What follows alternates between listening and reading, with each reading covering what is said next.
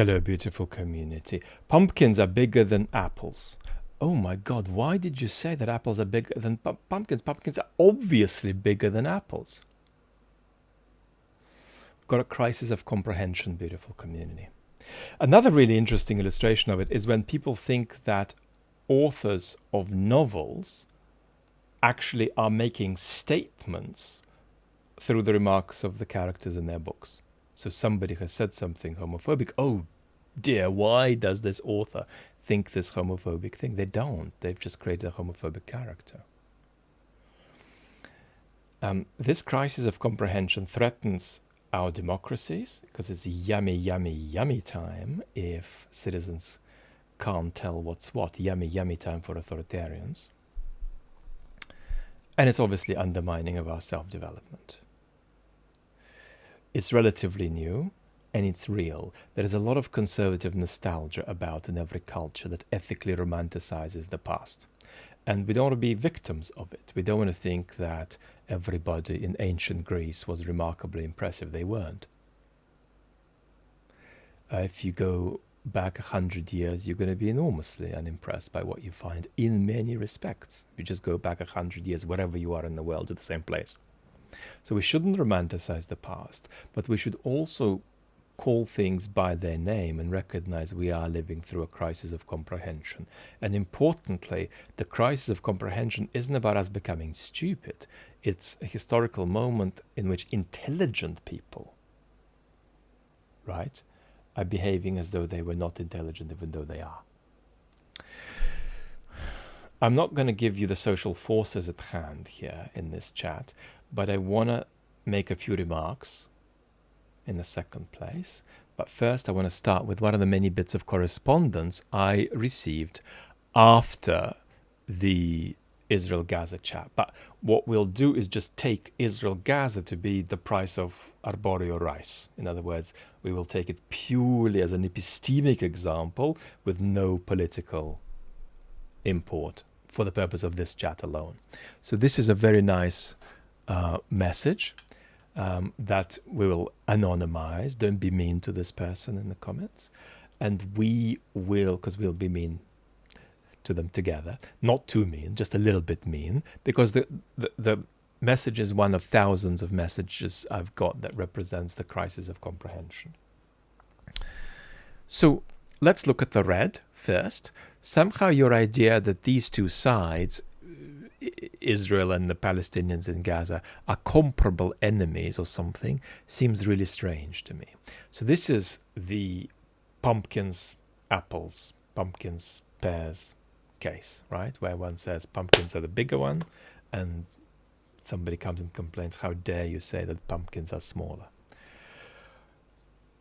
This is in response to a 1.5 hour talk in which I said that Israel was engaged in ethnic cleansing, military occupation, colonial rule, apartheid, genocide, not on my construction of the concept, but on the construction, taken very roughly, of the Genocide Convention. I also remarked that Israel was militarily strong enough to not be under existential threat in the region. So, really, pumpkins are bigger than apples? But no, why have you said that apples are bigger than pumpkins? This goes on in green. It seems to me that it's hard to deny that on the one hand, Israel is a functioning state with a functioning institutions, money, powerful friends, and that suggests to me like there is a lot of agency there. And so in that 1.5 hour long chat, I said nothing about Israel's agency. What I said was that it's important to acknowledge Hamas's agency. So strawberries didn't even get mentioned. And then how dare you mention strawberries but also fail to mention wild strawberries? You connected in yellow now agency with racism, which I found somewhat strange.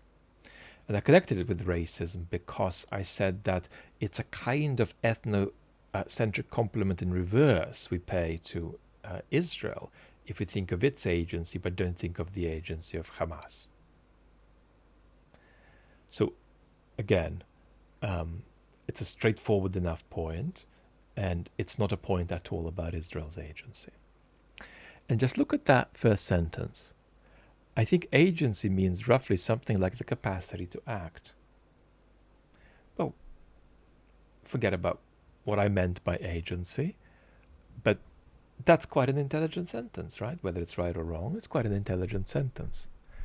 This is polite, thoughtful, intelligent, respectful, right? And an extreme example of the crisis of comprehension. And then another remark that we really can be mild on. I would say that Hannah Arendt's idea about the banality of evil very much is applicable to Israel. Hannah Arendt's idea of the banality of evil is neither applicable nor not applicable to Israel or Gaza or any place. It's an idea about the interaction of human nature and the proceduralization and bureaucratization of the modern world. I mean, cartoonishly. So it's an idea that applies to everywhere or to nowhere, depending on whether it's right. This is not a major correction. The major thing in this piece is that it's a 1.5 hour talk about pumpkins being bigger than apples, and then there's a concern about why one said that apples are bigger than pumpkins. So let's make a few general remarks about where we are with this crisis without legislating on the social forces that have generated it. The first thing I want to say is that we are actually not any more superficial than previous human beings. It might be that we live as though we are more superficial than we are, but we're not actually more superficial. Human psychology doesn't change like that. You're no less and no more superficial than the ancient Greeks.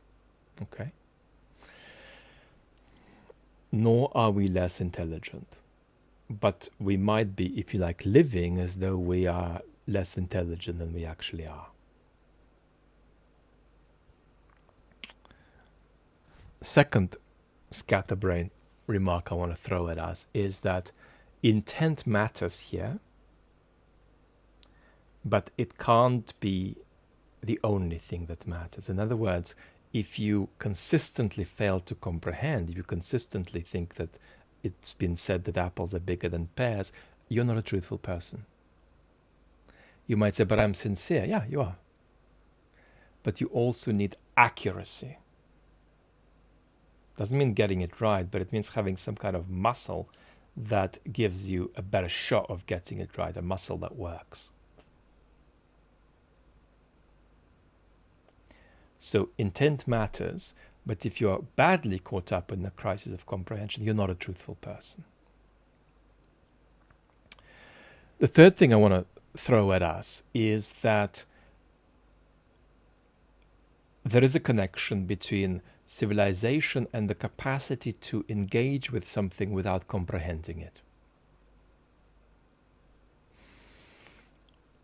So it doesn't matter what it is. Let's say you're completely new to classical music and suddenly you get some audio gear and you turn on a few Mozart symphonies and you can't make heads or tails of it, but you kind of listen, and eventually after 2 or 3 sessions, your body, your mind somehow begin to develop a degree of receptivity, begin to understand and hear some things, be moved in some ways and so on. But that ain't gonna happen on the first go. There are some micro domains in our society where we're not that bad at this.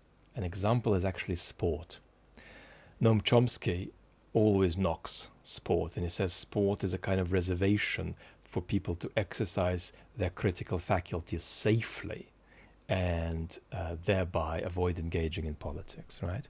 I tend to not think in that way. I tend to think that if anything, constructive engagement with sport is better than nothing, and might even, we shouldn't be too optimistic about that, but might even trigger constructive engagement elsewhere. I don't buy that this is some kind of structural mechanism to keep voters silent on the issues that matter to them.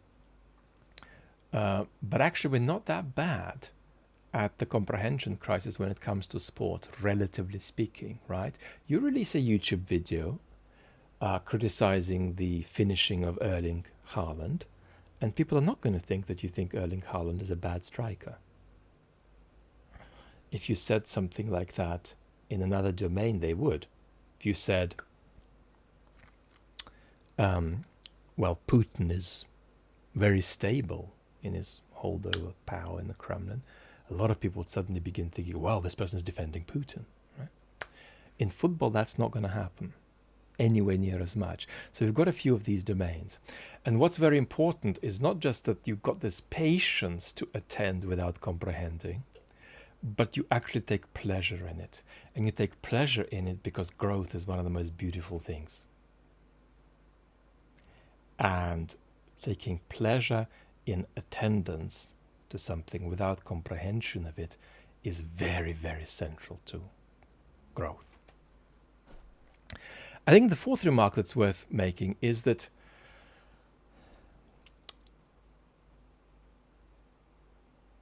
the common currency, let's take the example of the English language, the common currency of language we share might be relatively impoverished, and then we have various sub-currencies that particular groups share between themselves. And often within these groups, people co-conspire to use words together without understanding them. So think of the words in your group that are commonly used and then ask yourself, do you know what you mean by these words when you use them? Of course, it would be wonderful to somehow enrich our shared currency of language. We'll talk about that, but then that's hard, right? Because no easy solutions like get people to read Shakespeare are going to help. Now, the fifth thing I want to say is it's very important to understand that human deliberation is only constructive when two things are in place, where the people deliberating are committed to truthfulness and committed to treating one another fairly and justly. There's then another very powerful ingredient, but it's only going to apply in some relationships rather than others, and that's if the interlocutors engaged in deliberation love each other because they are friends, because they are married, because they are parents and children, and so on. Now, the last thing I want to mention is that, of course, it's conceivable that one pillar for us to lean on to help ourselves out of this situation, if it's partly possible to come out of it, is the pillar of popular culture. Might popular culture not offer us a space and resources to engage with one another more constructively? And here the answer is that there is no doubt that different bits of entertainment and pop culture are actually constructive. Take a recent example, Leonard Cohen. One of the things Leonard Cohen was good at doing is making you feel that different parts of your life are being integrated in a way that you couldn't quite get to without his music, right? But what's the proportion here? How much of our popular culture is in this way liberating, encourages to see a truer image of you, encourages you to see a truthful image of yourself, and how much of it is conducive to evasion and self-deception of not just the world, but of what you are, and a substitution of thoughts about what you are with various kinds of consumerist evasions. Funnily enough, actually, the bits of pop culture that are most innocent here are the most base ones, because they don't tend to pretend to be something they're not. The most sort of yucky bits of pop culture are those that pretend to be transformational, whereas in fact they at best leave you where you were before, and at worst are conducive to delusion and evasiveness. We'll continue this conversation, but holy moly, we've got to call things as they are, and we are living through a comprehension crisis, beautiful community.